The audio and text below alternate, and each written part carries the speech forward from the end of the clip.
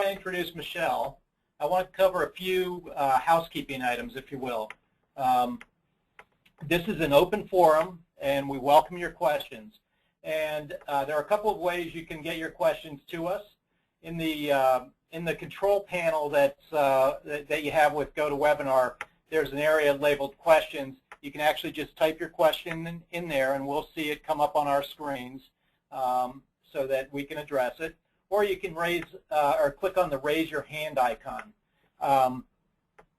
Everybody's phones are placed on mute, so when we have a question, if you want to speak out loud for that, click on the raise your hand icon, and when we get to the Q&A session, we'll call on you, we'll unmute your phone, you'll be able to ask your question of Michelle and then get a response.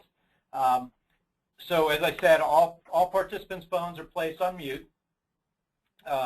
And we're going to record this webinar so it's available for future playback so that you can share it with your staff and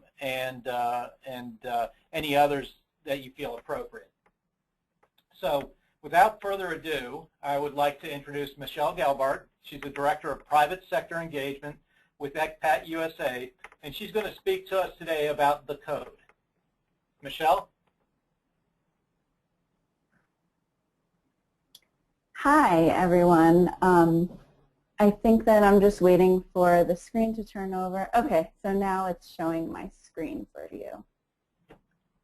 And so here is our presentation. We're going to be talking about the code and the role of hospitality in preventing and reacting to child trafficking. And I just want to say that this is something that Vantage is going to be really committing to and providing additional resources over the year, so stay tuned. My name is Michelle Guelbart, and I work for ECPATUSA, and we are an anti-trafficking organization. And we were founded in 1991, which is, now it's over 20 years that we've been working on the issue. And at the time, there was no definition for trafficking back then. And people didn't really call this issue what they're calling it now. They're now calling it modern-day slavery. We started to work on the issue because there was lots of organizations in developing countries that were seeing an increase in exploitation of their local children by men from Western countries. And so they came to those countries, the sending countries, and said, you really need to address this. And that's how we really got our start, was working on the tourism response to that kind of initiative, the tourism response to men going overseas and exploiting local children. And then as we developed our work, our mission expanded, and we began working on ending this issue at the source. So we're a policy organization that works on legislation, education, and corporate responsibility. And so what we did was we launched the code, which I'll talk about a little further in this presentation, and our work with the travel industry in 2004, which is 10 years ago. So we've been working with the industry for 10 years. So the code is, again, something you'll be learning more about, but it's a set of 6 guidelines that companies can implement, and it helps them put in place policies, training, and initiatives to help address the issue of child trafficking should it occur on a hotel property in the United States. Here's the 6 steps on your screen right now, and what we'll be implementing is a policy for the company and training, and sort of this is kind of a launch to that. It's just a training about this issue. So just as an overview, a definition of human trafficking, and this is actually defined by federal law.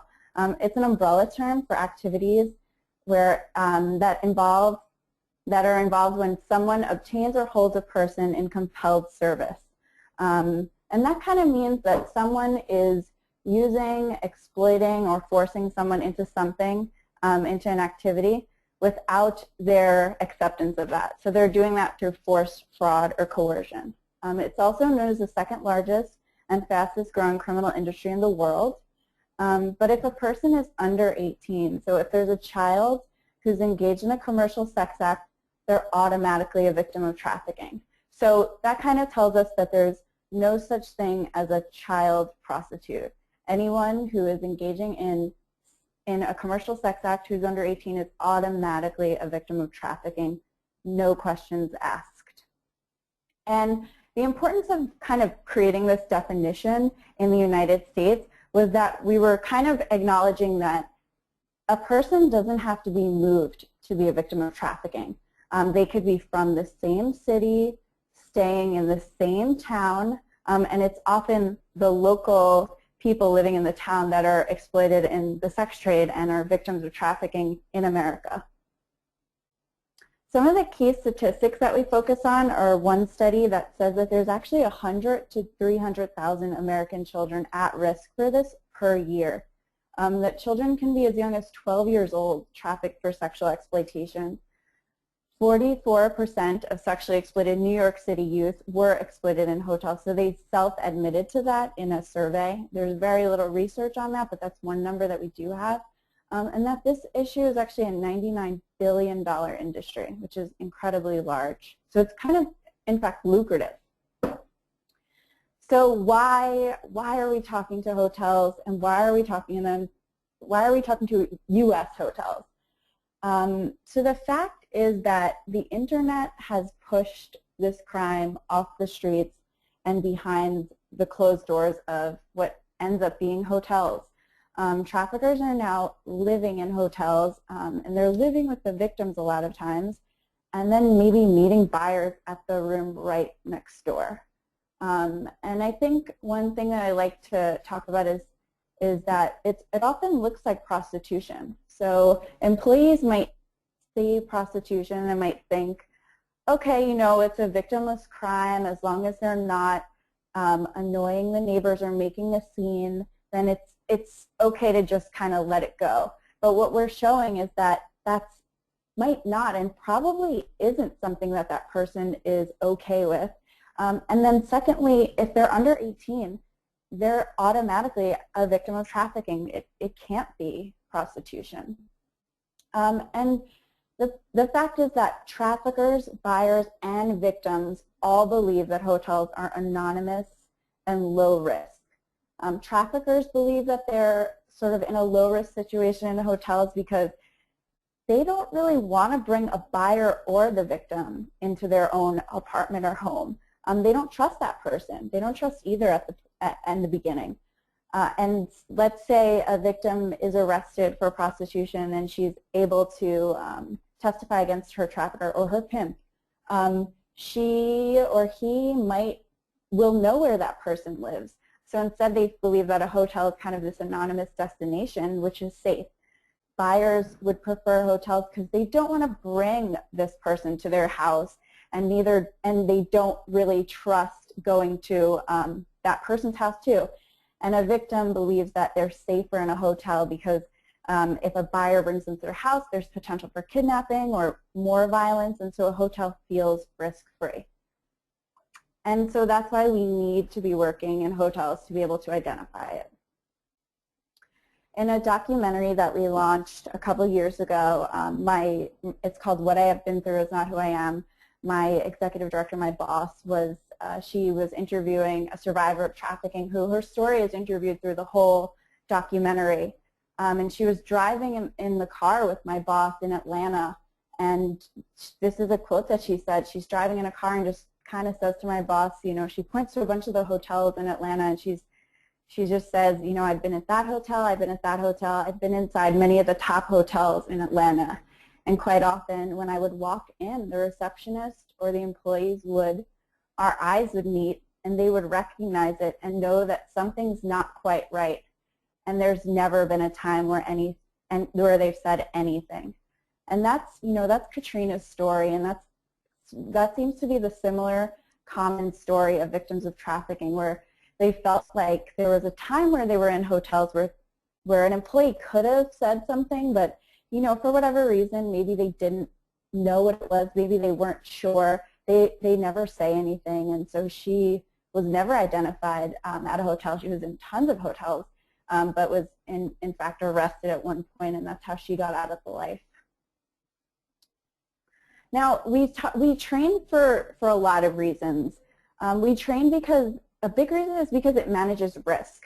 It manages reputational risk. So it keeps the hotel's name from being out of the papers. It keeps prostitution off of a property and trafficking in general, which increases reputation, And that's not something that hotels like in TripAdvisor reviews and is something that stays out of them if hotels have a protocol in place for responding to this. It manages legal risk because with this crime is illegal. It also comes with other crimes. So traffickers are often involved in other crimes, and I'll show a couple slides about this later. But it manages the risk of that behavior, that violence, that crime from happening on the property, and then also the worst case scenario if a trafficking victim or maybe just another guest sues a hotel because they weren't training on this issue or they don't provide a mechanism for reporting it. That's a potential to happen too. And then operational risk. So if your employees know what to do, there won't be a case where they're just calling law enforcement onto the property because the worst case scenario happens and there's violence on a hotel property. It also builds employee morale. So when I talked about Katrina's story and the employee kind of looked away, employees are no longer left wondering when they've trained on this issue. They know exactly what to do. They know that their management trusts their professional judgment, and they go through their protocol. And then we've also seen really amazing increased revenue partnerships on this because more and more business travelers, they want to stay at hotels that are addressing this issue. Their companies want to know that their employees are staying at hotels that aren't having these problems, or they're staying at hotels, or a responsible traveler wants to stay with a hotel that's addressing this issue as a human rights issue. So here's just a quick example case study, which was in Roseville. And in this case, a hotel manager actually called law enforcement. So the manager called police on suspicion that a person was prostituting a teenage girl. And she noticed several indicators that made her question the actions of the guest. So they saw that there was violence and on the property, and they called law enforcement, and the victim was eventually actually rescued. So this is a really great, wonderful case study of what can happen if employees are trained. So who are these victims? We have some great video footage on our website and on our YouTube page that you can check out. But there really is no face of child sex trafficking. Pimps prey on young children with low self-esteem, and I say this a lot. They find a hole in the victim's life, whether that be a missing father figure, drug addiction, maybe they want a boyfriend, maybe they just want expensive clothing, and they fill that hole. And it's really hard to imagine that there's a point where a person, a trafficker, a pimp can say to a victim, okay, now you're going to exchange your body. But that's just what happens.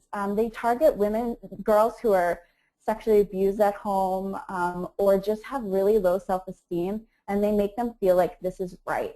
And so a child who's not mentally developed would make that decision to do that. And they seem like a willing victim. They often include runaways, throwaways, but they can be from any socioeconomic status. And I say that especially with the growth of the internet. So every child is now online. They're in chat rooms. They're on Facebook. And traffickers know that. I recently found a case online that when I was researching for a presentation. And it said that the trafficker used Facebook to lure his victims in.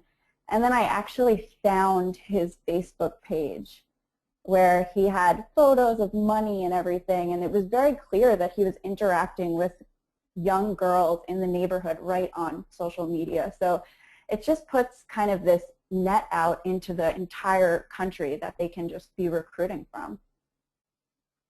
Now, who are the traffickers? So traffickers or pimps use very specific measures to target, manipulate, and maintain their victims. Again, I said they target young, vulnerable children who have no place to go. They might target foster care children. And they learn that they must prove their love to their pimp.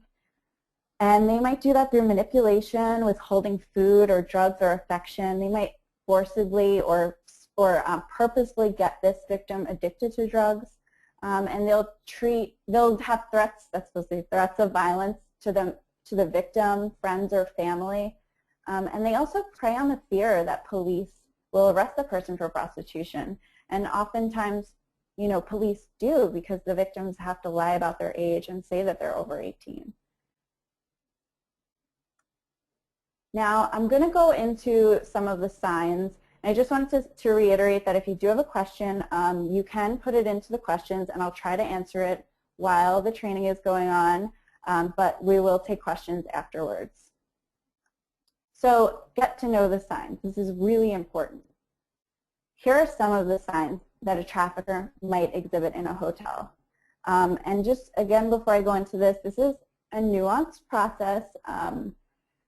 The signs on their own do not mean that a person is a trafficker or a victim of trafficking, but put together, if you're having a few employees report these signs about one specific person, that's when a general manager or manager or director of security might make that call to law enforcement.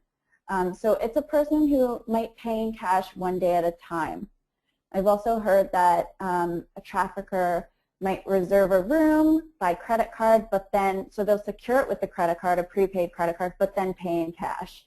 And then they'll continue to pay, okay, I want to take one extra day, so they're seeing that it's a town that they're making a lot of money in, so they'll pay another day, another day, another day. So I've heard of hotels that will run reports on the cash payments in their hotel, and then if they're seeing these other signs together with that specific room, then they'll keep an eye on that room. So they'll see an escorting various men into a room, and a trafficker will stay around, or they'll have another girl stay around watching the door to make sure that there's no violence or that the person pays or that the victim doesn't run away.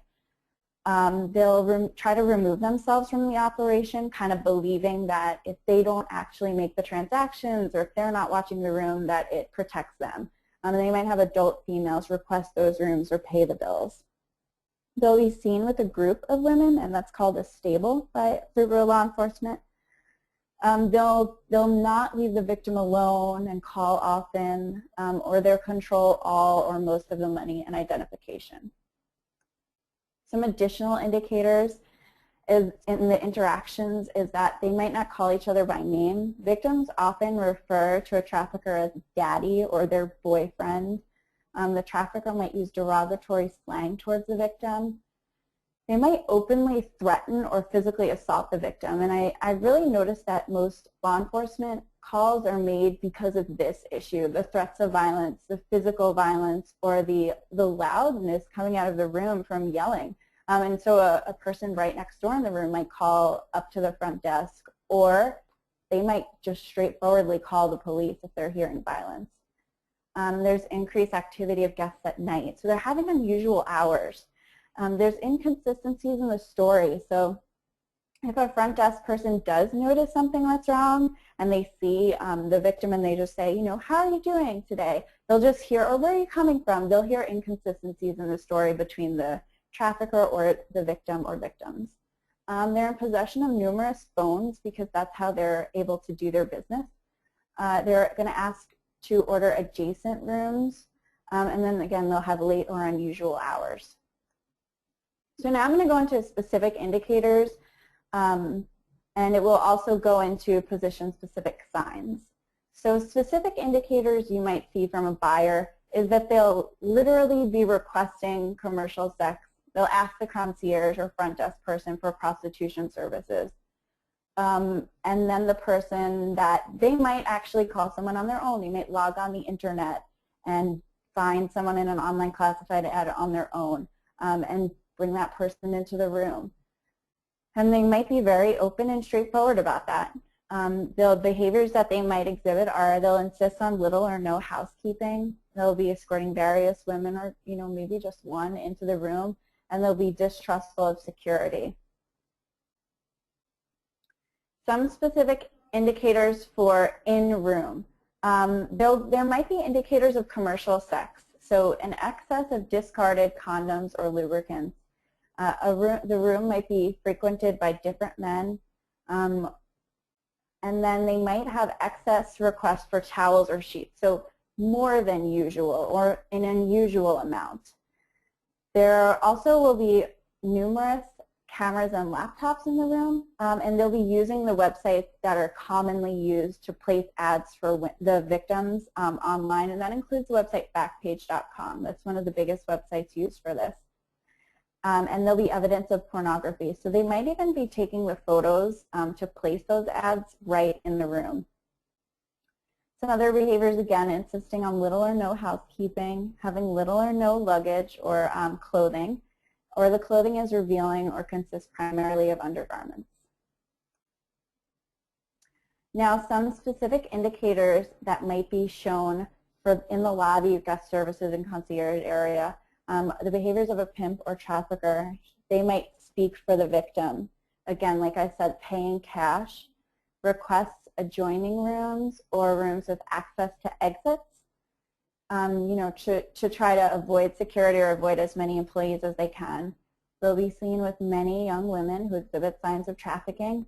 They'll use inappropriate nicknames with the victim. They may carry identification or money. And then the behaviors of the victim might, again, be little or no luggage or clothing. They might seem disoriented and not feel that they can speak freely or walk freely through the lobby.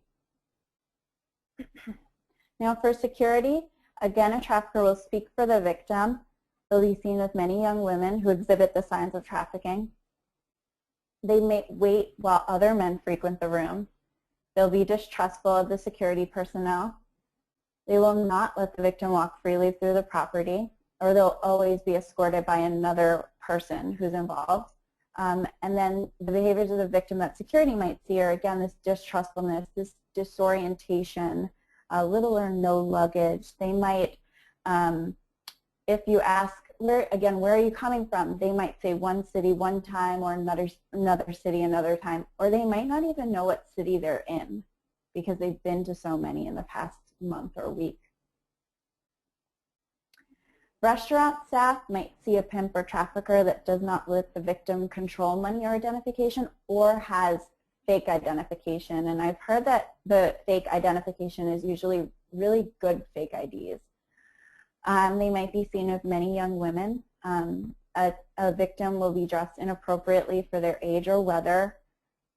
And honestly, in a very cliche way, they'll seem disoriented, not feel that they can speak freely. They'll use inappropriate sexual language for their age, and they'll be made up to look like they're older, and seen with many older men. This is some of the terminology that might be heard, and this clearly indicates that the person is involved in the commercial sex industry. And again, if that person is under 18, they're automatically a victim of trafficking. And if your employees or you see the other sign, then it's potentially a trafficking case. So these are terms from the commercial sex industry. So they're in the life or the game, and that's what the commercial sex industry is. Calling someone a bottom girl would mean a head girl, and that's often the person who's going to make those transactions on the front desk as well, or to be speaking for other victims, leading them around. And this person often seems like a very willing victim and is honestly just so brainwashed that they are often arrested along with traffickers and often end up going to jail with the traffickers because they've recruited the victim, other victims. They'll call their trafficker daddy or my boyfriend. A purchaser of sex or a client is called a John. The track would be a street location for the commercial sex. Turnout would be a person who recruits someone into life, and a square is just kind of the average civilian or a person who is never in the life. There's more terminology, but these are some of the ones that would be a clear red flag. And again, if that person is under 18, you can go through your protocol. It's clearly against the law. There's no need to prove that this person was forced into it. Another huge indicator is the use of branding. So pimps use tattoos to brand their victims. The tattoos often refer to girls as money makers or make reference to their trafficker. And another thing is that when there's gang trafficking in a gang trafficking situation, the girls might have the same exact tattoo. So seeing girls with this same tattoo and then other signs would be a clear indicator that this is a situation where a person feels they own these people, they own that person, and they're likely victims of trafficking by law. So knowing when to act is, the signs are very important, but employees also need to know when they should do something, and they need to know what they should do. So an employee protocol might be and could be to assess the body language and overall demeanor. So make that decision. Have your employees use their professional judgment to say this might be child sex trafficking. This might be a situation of forced prostitution or prostitution of a minor or child. And alert the manager on duty or your director of security who will have a comprehensive understanding of the signs. So if an employee does indicate that they're seeing something, but it's one sign and it's just that that someone came in and they asked for adjacent rooms, that wouldn't go any further than that. It's noted, we've noted it, and then if you're hearing more people alerting you of the signs that they're seeing, then you can follow through with your protocol. So the manager will have a comprehensive understanding of the signs, and then they can call a law enforcement contact, and also they can, prior to doing a training, they can call the human trafficking hotline, and they can find a good law enforcement contact who will know what to do with a victim and know how to have a relationship with a hotel that doesn't just result in calling law enforcement who's going to come with sirens blaring. This is a situation. One thing not to do, the major thing is not to confront the victim or exploiter ever. So it puts the staff at risk, it puts the victim at risk, and it may result in violence or either or both running away. Usually results in violence. So one thing that I've heard managers suggest is that if staff does see something, again, to say, do what you would normally do in a situation where a guest is in the lobby. How are you doing?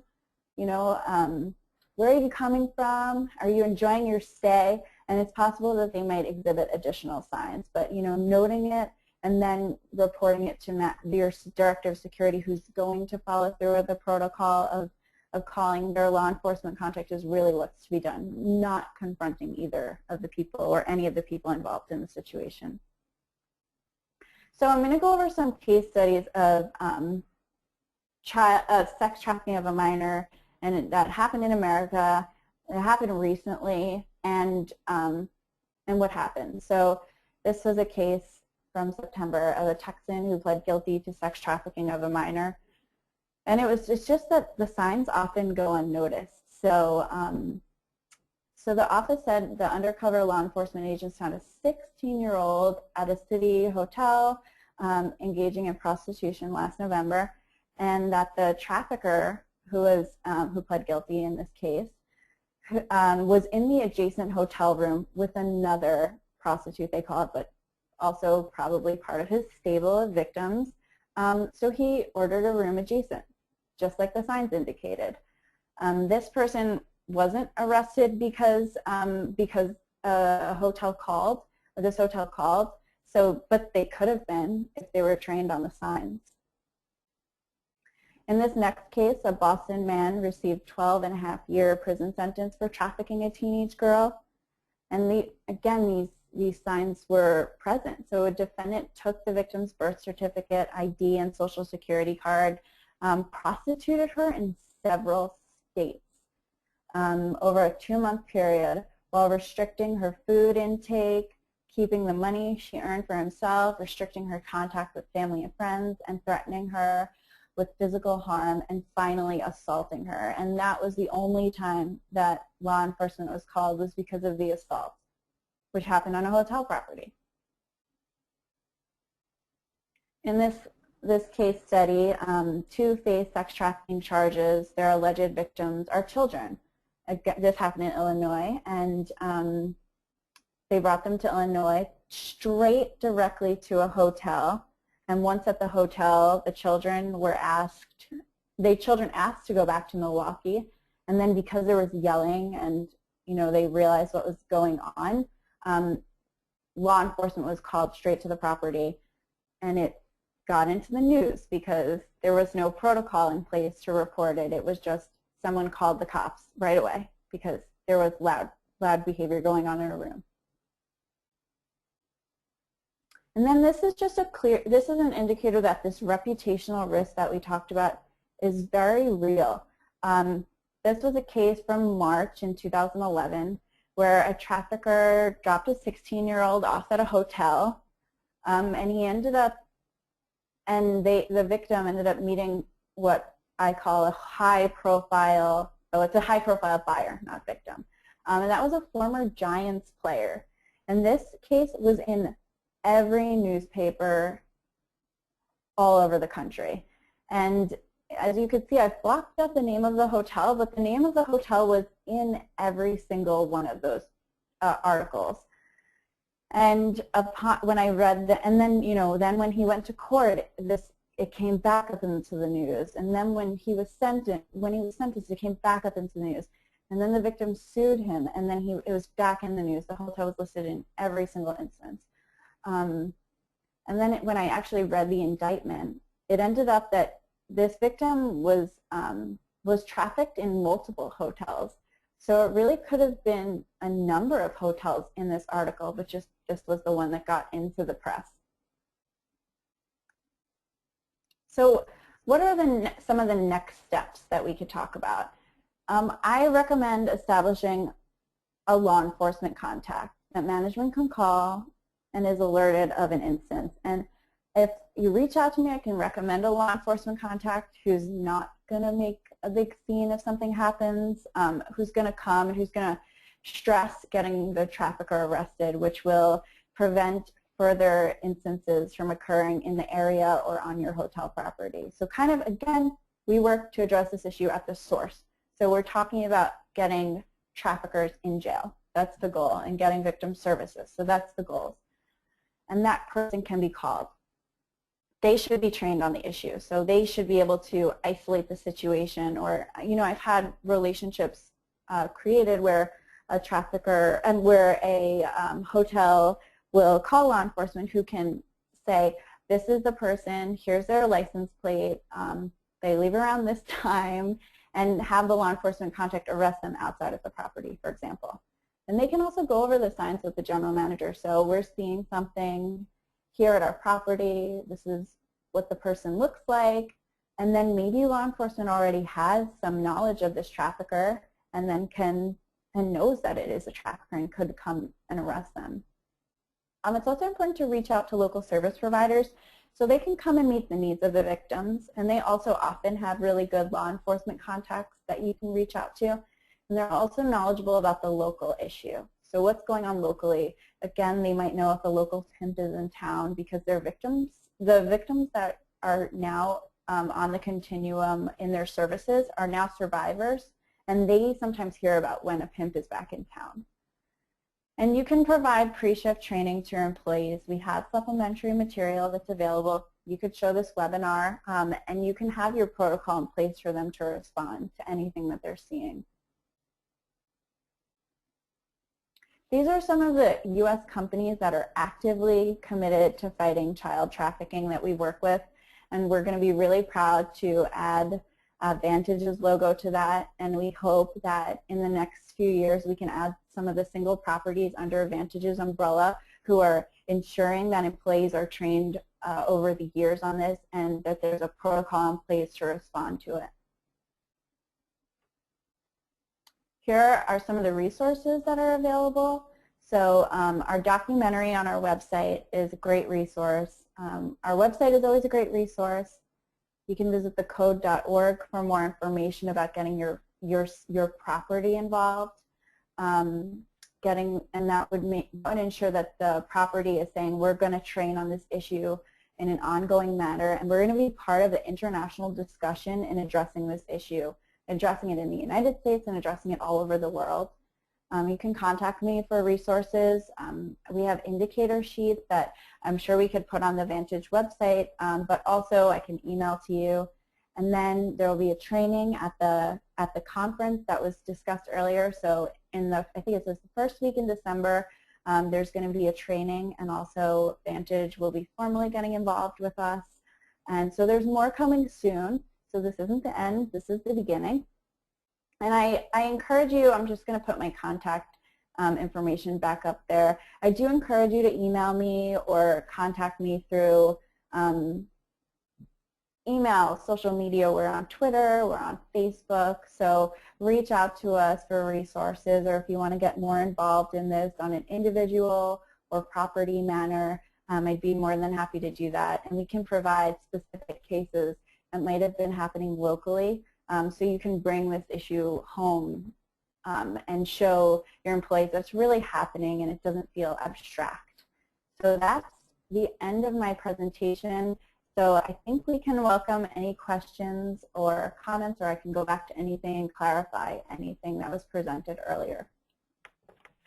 Thanks, Michelle. So if you have any questions, please feel free to type it into the questions area in the GoToWebinar controls, or just click on the raise your hand icon and we will call on you. And we have our first hand raised. So Stacy Krigler raised her hand. I'm going to unmute you, Stacy, and you can ask your question. Go ahead. Okay. My only question is, how do I get this webinar so that I can have my staff members actually view it as well? Okay. I'll answer that one, Michelle. What we're going to do is once we conclude the webcast, we've been recording it. We're going to get that posted to the VantageAcademy.com website. You just go to the Think Tank Thursday tab on that website, and you'll see this recording as well as the recordings from all the previous Think Tank Thursday sessions that we've done.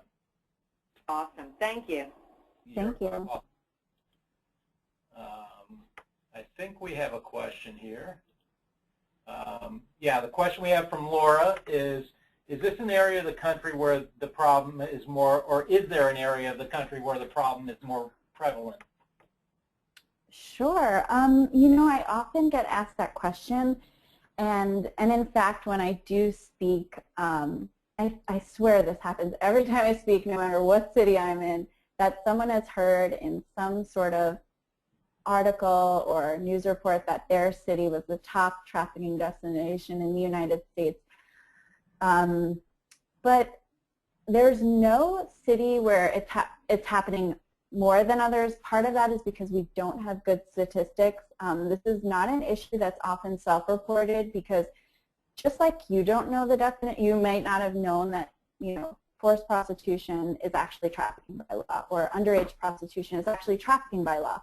Victims don't know that either, and a lot of victims never consider themselves a victim of trafficking, and, you know, in the best case scenario, they end up out of the life, luckily, and they get a job, you know, and one day they're watching CNN and they hear about Americans in sex trafficking. And there was a survivor of trafficking that we work with, and she said, wait, that's what happened to me, and realized 15 years later that she was a survivor of trafficking, and now calls herself a survivor of trafficking, but the whole time didn't even know that. So that was the long answer. But you know, it's not reported. The numbers aren't good. But I do always say that it's very important to train in times where there's going to be an increase in tourism, whether that's because of a convention or a sporting event. So you're having more tourism in your area, therefore demand is going to go up. So that's why a lot of hotels train prior to the Super Bowl or the Olympics, or just the Democratic and Republican national conventions. So I mean, it's important everywhere, but the numbers aren't good, but we're working on that. So that's the answer. I have another hand raised here. It's sure. Debbie Danny, and I'm going to take Debbie off mute so she can ask her question. Debbie?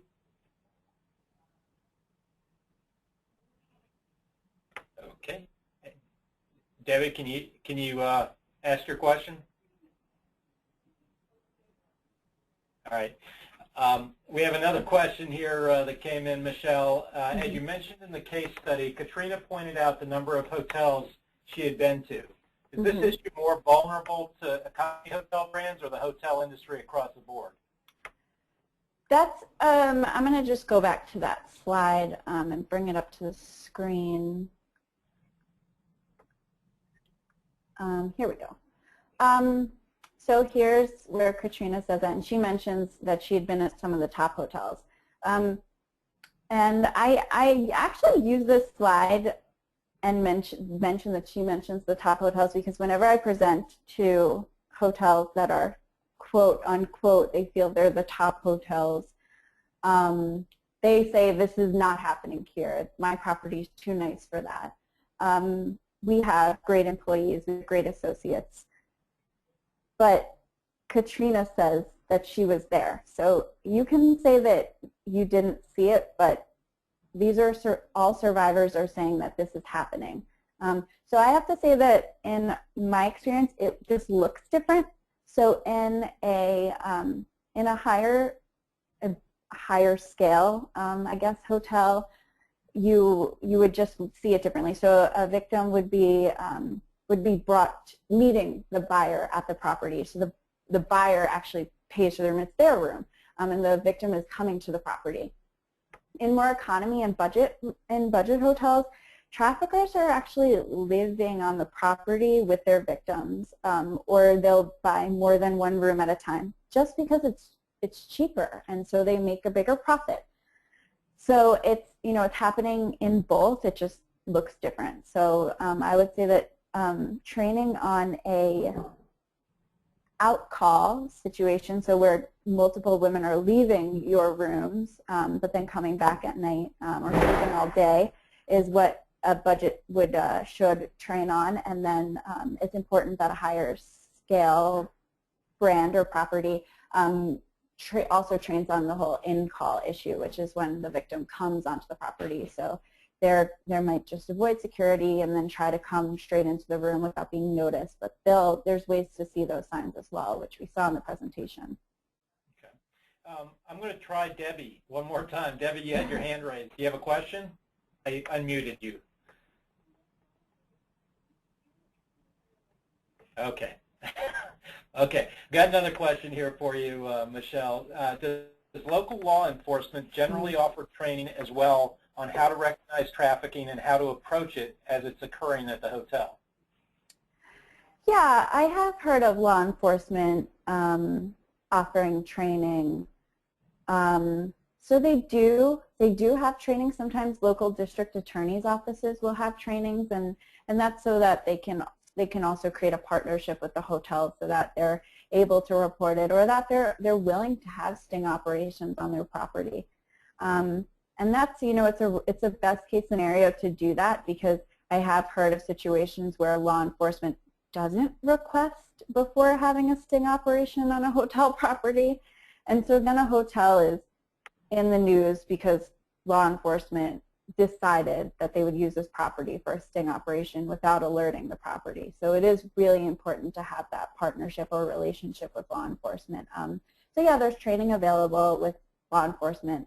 And we do also work in different cities to kind of create that relationship and have a pathway for reporting so that you can report it in a safe way, in a way that works for your hotel and works for law enforcement and works for victim service providers, so that the victim gets services, doesn't end up back on the street, they can start their path to survivorship. Trafficker goes to jail. They're not going to be back on your property in a week or in any local property at all. So that's one thing that we do and works to have a partnership with law enforcement as well. Okay. Have a couple more questions here. This is an interesting one. I'm a live-in manager. We're a smaller property, 39 rooms. We don't have 24-hour front desk service. What I learned today scares me. Are there extra measures we can take to ensure our property is safe? Our location is on the junction of 3 major highways. Oh, wow. and then there's a follow-up to that. I'll throw that one out as well. Are these people making online reservations or just traveling a route looking for specific locations or specific properties? Yeah, so that's, that would be a high-risk situation that you're talking about. So some measures that I've heard that hotels take is that they'll sort of put in more security measures. So make sure there's really good lighting in the parking lot. This is such a New York issue that I don't know what a parking lot is. Sorry. They put in lighting in the parking lot.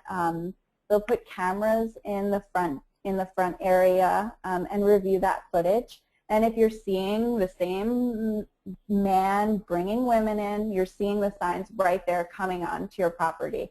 So I think, doing that review of cash transactions would be a really good idea in that scenario.